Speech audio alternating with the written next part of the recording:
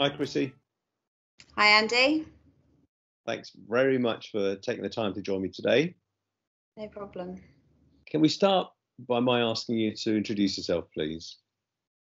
Yeah, thanks. I'm Chrissie Geeson. I'm the head of Localities and Partnerships at Suffolk County Council, and I'm also the chair of the Collaborative Communities Board in Suffolk.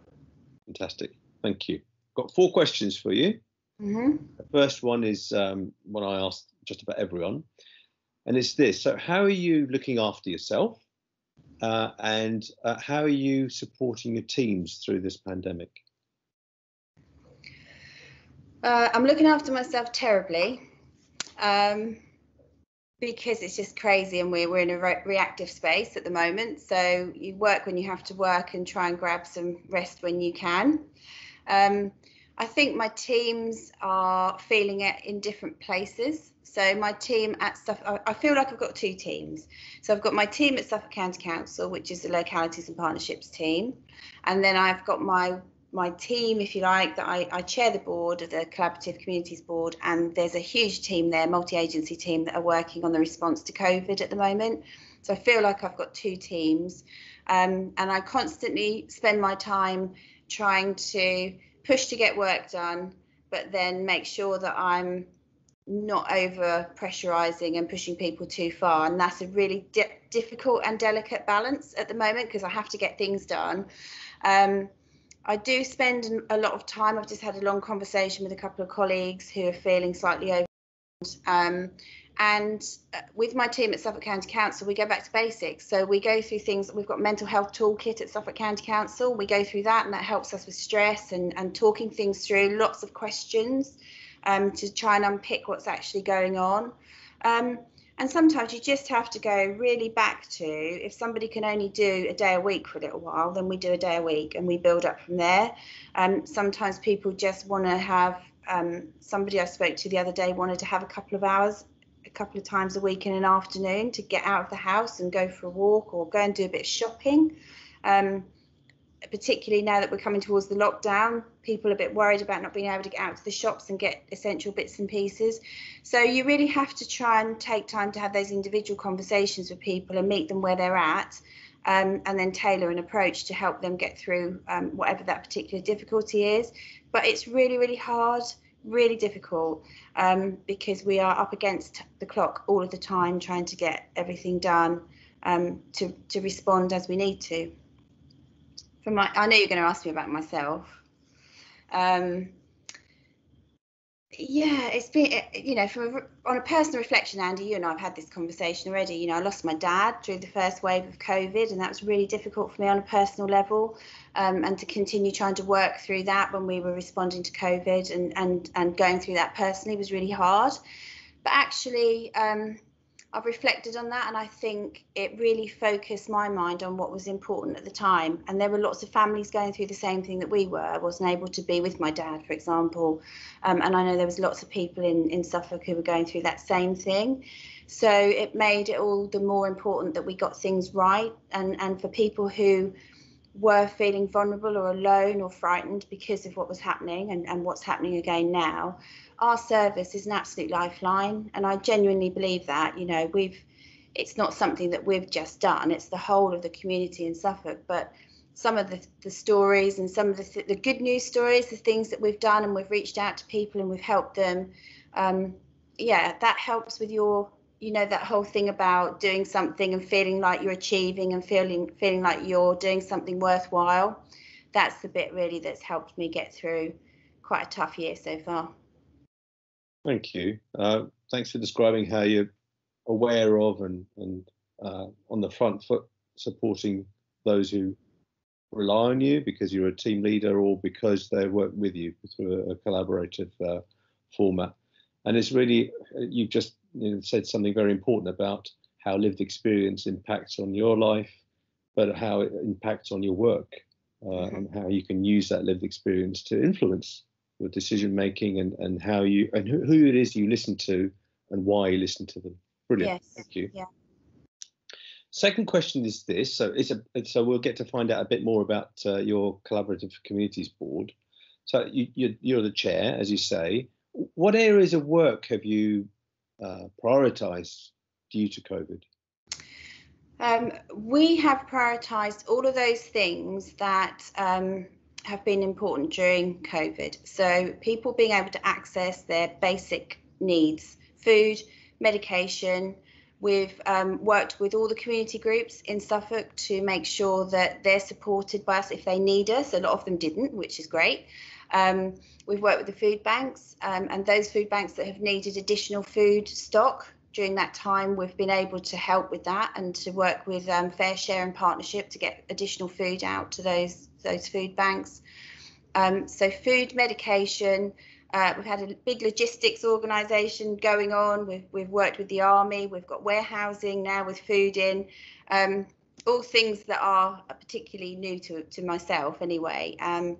And so we've prioritised that. That's been the main thing we've been working on. But there's also other things that have come through. So, for example, the Home But Not Alone helpline, when we started that, it really was just a practical service to make sure we were supporting people with food and medication. But then we had to work with partners to ensure we had pathways into things like mental health services, because some of those conversations we had naturally uncovered other needs that people had. And well-being was a big one of those needs that came through from people calling the line. So we then found that the Home But Not Alone became an umbrella almost for a one-stop place to access all sorts of different services. And at the end of Home But Not Alone, before we paused it after the first wave, and it's just been stood up again actually yesterday ready for the second wave. But at the end of that first wave, a lot of the calls that we had that were coming in, people were starting to talk about financial difficulties. They'd been furloughed, unfortunately may have been made redundant. They were worried about paying their rent or their mortgage. They didn't understand how to access benefits. So we then had to think about prioritising those new needs that we were becoming aware of. And we opened another helpline called the Suffolk Advice and Support Service. And we did that in collaboration with voluntary sector partners, because that's where that skill set lies. We recognise that some things are better done in different ways, so the citizens advice organisations and Anglia Care Trust and IHAG, they all have qualified debt advisors, and we worked in partnership with them to put that line together. So I think prioritising is almost a luxury that we didn't have, because we were driven by need and what was coming in. We had a bit of a lull after the first wave, and we looked at the priorities for the board going forward, but they continued to be food and support. Social isolation and loneliness was social isolation and loneliness is one of those priorities that we've now got on the board. Digital exclusion, that was very apparent when we were working with people towards getting online shopping deliveries arranged. We realised that there's an awful lot of people that actually either don't have the equipment, the finance to be able to get Wi-Fi or the equipment they need, or the skills that they need to get online. So we've prioritised that now in the new plan. That's important for us. And at the moment, we've kind of switched back into that response mode, and we'll continue to, no doubt, understand more and different needs as they emerge, and use the board as a vehicle to try and look at those and to find some solutions. Yeah, I was very well aware that you adapted and flexed as the pandemic affected people in different ways over that period of time, and you've offered the new services. Were you surprised at how easily the collaboration came together?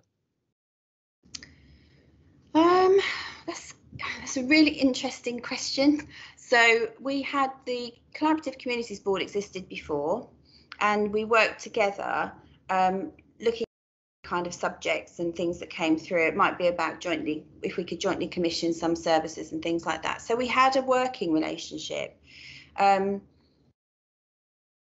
But what happened when we moved into this response phase of COVID, I don't think anybody was prepared for.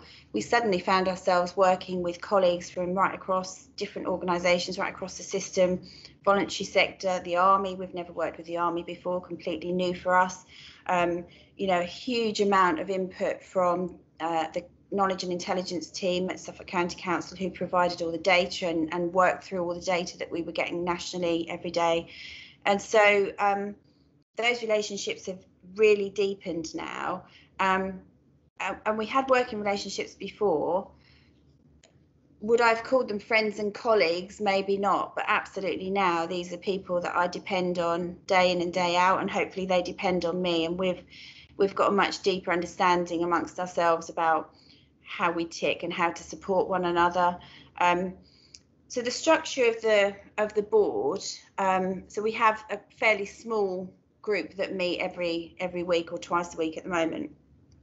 But each of those people are responsible for a task and finish group. So underneath them is another whole group of people from multi-agency working. So when you look at that in the round, I think we worked out that at the peak we had about 120 people just working around the collaborative community board priorities from all the different organisations. Very, very different way of working. And one of the amazing things I think that came out of that was, and I know a colleague who works at Suffolk County Council has spoken about this before, and it's called teaming, and it's not something that I'd heard of really before, but literally throwing a group of people together to deal and solve a problem who have never worked together before, who don't necessarily have any understanding of that particular issue. I mean, logistics is a classic example of that. We didn't have that much experience of logistics. We brought people in who did, but there's a whole, there still is a whole team of people there working together on that particular area of work. And that's absolutely brilliant because people bring out the best in people, and the conversations and the solution focused way of working is incredible. There's a lot of learning to be had from that. I think we need to really unpick that and understand how that works. I wouldn't pretend I know how it works. It's like some kind of magic thing. I haven't quite worked out how it works, but it does work. And you have to be brave, and you have to trust that people will come up with a workable solution. And I don't have the capacity individually to look at all those different areas of work. And so there's an awful amount of trust that's given immediately.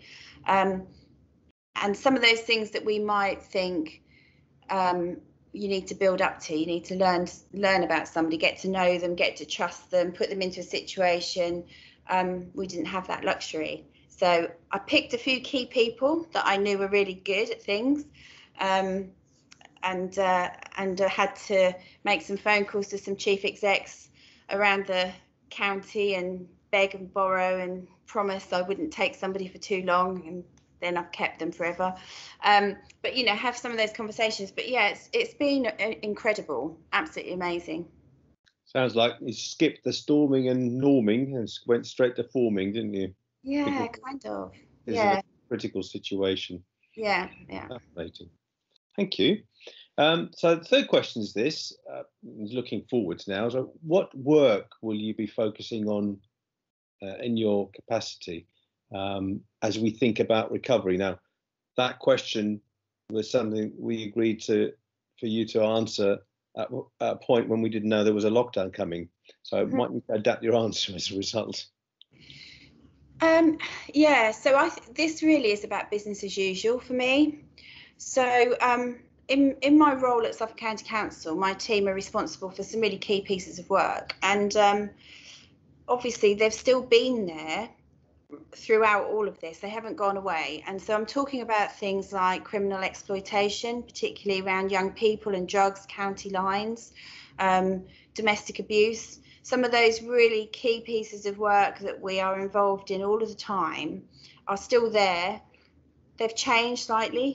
People have, so domestic abuse, unfortunately, we have seen some increases in domestic abuse during the lockdown period. The county lines, the way that county lines operate, they changed the way that they operated a lot of the time, in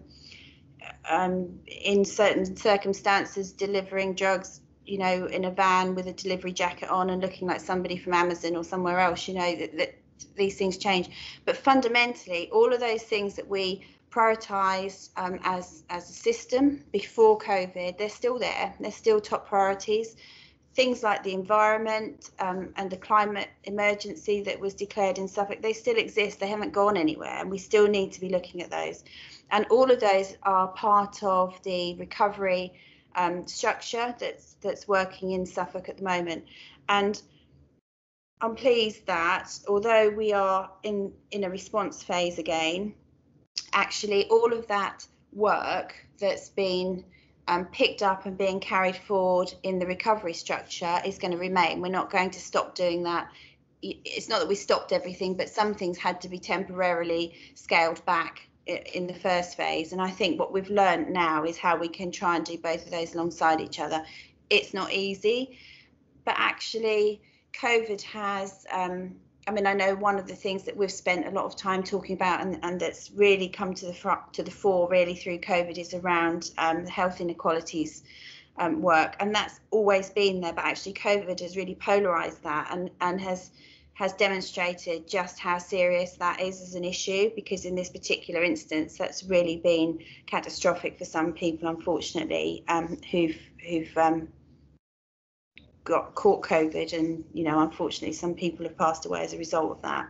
So some of the issues that were there have been polarized because of COVID, and some have been slightly hidden because of COVID, but they are all still there. And I think recovery is about pulling all of those different threads together and making sure that we haven't lost momentum and we haven't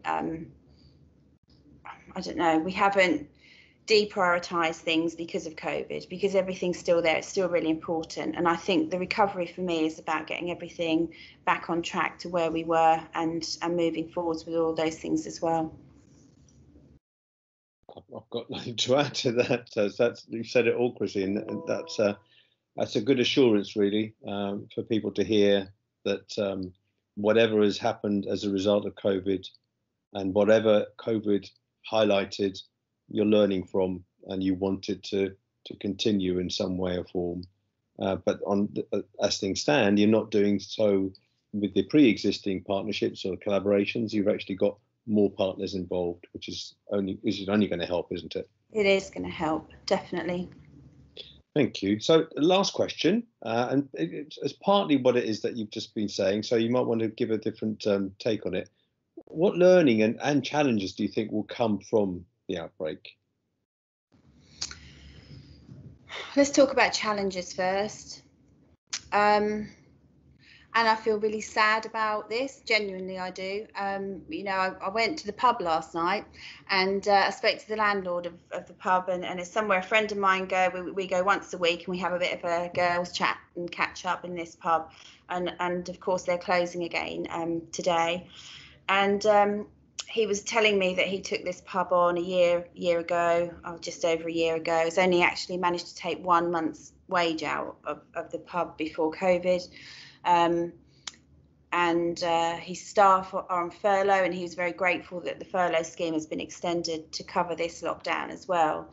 But it was clear to me that actually that's really tough, to have taken on a business and then to come into this environment and to try and make ends meet for him and his partner and make this business work is really difficult. And I think what we learned is that there were so many families that were just about managing, and COVID has tipped them over the edge. So many individuals that were working and reasonably well off, maybe getting their foot on the housing ladder for the first time, or stepping out into their independence for the first time, and that's suddenly being curtailed for them. We've got people that are maxing out their credit cards, people that can't afford to pay their rent or their mortgage. They've got a car loan that they can't extract themselves from. People are worried about those financial impacts and potentially the additional loss of jobs. We are expecting still that there'll be quite a significant amount of job loss to come. They're the challenges. They're the challenges for all of us. From our perspective on the Collaborative Communities Board, we're keen to try and support that as much as we can, and we've worked really hard. We've got some money from DEFRA, and Suffolk Public Sector Leaders matched that. We've got about £1.5 million fund now for hardship, and we're working really closely. We've got 70 voluntary sector organisations now across Suffolk that are acting as gateway organisations for people so they can access that funding. We've got the support line that I spoke about earlier. But what really worries me is that people won't necessarily reach out to us in time. or at all. There's a link, an unfortunate link between having high levels of debt and suicide in men in particular. We're really keen to reach out to men who feel that their finances are running away from them, and they want to talk to somebody, but they don't necessarily feel brave enough to do that yet. You know, we really want people to have a conversation with us early on, because if you speak to a qualified debt advisor, sometimes things are not as bad as they first seem. And these people who their whole life is about finding solutions and working and supporting individuals in exactly those situations. And we really need to get that message out. So I'm concerned about finance and the impact that that's going to have on people's mental health and well-being. And then as we go into this second lockdown, the nights are pulling in, it's darker. We had sunshine last time. We don't have sunshine this time. And so social isolation and loneliness is another sort of mental health and well-being concern. So they are our challenges. They belong to all of us, every one of us. We all experience that in one way or another, and we all have a responsibility to try and ensure that our friends and neighbours are well. So they're the challenges. That's that part of the question. What was the other part of the question? What learning comes from how the outbreak has affected us? I think on a personal level, one of the things I would say is that I have literally seen people hitting the wall. You know, when people talk about hitting that wall where they can't go any further and they're exhausted and tired and emotionally drained. I think we do see that from time to time in our work colleagues, usually. But I had about 3 weeks where I could see people hitting the wall one after another. I mean, in my mind, I physically could see a wall and people running into it. That's what it felt like to me, because the conversations I was having, people were saying they didn't necessarily feel well, they were tired, you know, so there was lots of those conversations. Motivation really went downhill, but it kind of happened across the whole piece, across the whole system all at once. You could see people really reaching that level, and that's one of the things for me which I think is really interesting, because I've heard about it but never really experienced it in such a profound way before, and how we can support each other and how people rallied round, and the different ways that people have been helping each other. The human contact and the human spirit and the support and love that people have for one another is amazing. So I think for me, there's that learning that actually you find support in the most unusual places. You end up having conversations with people that you never ever thought you'd have with that person, and they are wonderful. Or sometimes you just, you know, having a coffee with somebody, and you don't realise how important that is. So we talk about it a lot, but actually doing it, seeing it, experiencing it, and knowing that we all had to keep each other going, meant that sometimes that kind of brought the best out in people. It was in a strange way.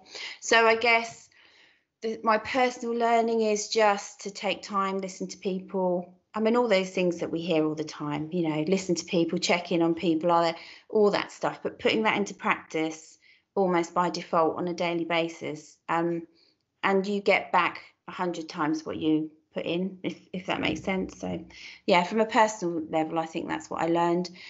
And then you never know what somebody's capable of until you put them into a situation that they've never been in before. So I've been a manager for a lot of years, and I think you tend to pigeonhole people. You think, well, this person, I'm going to have to let my dog out. Sorry, Andy. Hold on. It's one of those moments you just spoke about, outtake wise. There you go. Yeah, so what's this? So I've managed a lot of people over a lot of years, and you do tend to think that person does that job, or that person does that job, and they're really good at that job. And what we've had to do is we've had to take people who do this job over here and put them into a completely unrelated, different job, sometimes with a different team, sometimes with a mix of people who they don't know each other, and give them a task which is so far out of their comfort zone, it's unbelievable. And then, you know, just stand back and watch them deliver the most amazing outcomes. So you can't pigeonhole people, and you can't think you know somebody's skill set and all those kind of manager things that we talk about. This person's really good at that or really good at that. How do you know they're not also really good at all these other things if you don't give them an opportunity and push them into a situation and let them try, and trusting people to get on with stuff? So lots of personal management experience, really, I think, through this, which I will hopefully take with me for the rest of my career. Some good learning. Thank you. Those challenges were very stark and they're very real. We're very lucky, aren't we, because of our work, but you've gone through a bereavement, and we said earlier about the experience and how that's affecting you and how it's impacted on your work in a positive way as well. And then you're learning as a leader as well. You've described really well. And of course, each individual who's been put in those situations would have learned more about themselves as well, wouldn't they? Because they wouldn't have necessarily pushed themselves in that direction. Yeah. That's been fascinating. Thank you, Chrissie. Thank you very much for your time and your thoughts. Thank you for asking me to come along and have a chat. Always lovely to have a chat, Andy. Oh, and what was the little fella's name that went out? Alfie. Alfie. Thank you, Alfie, too.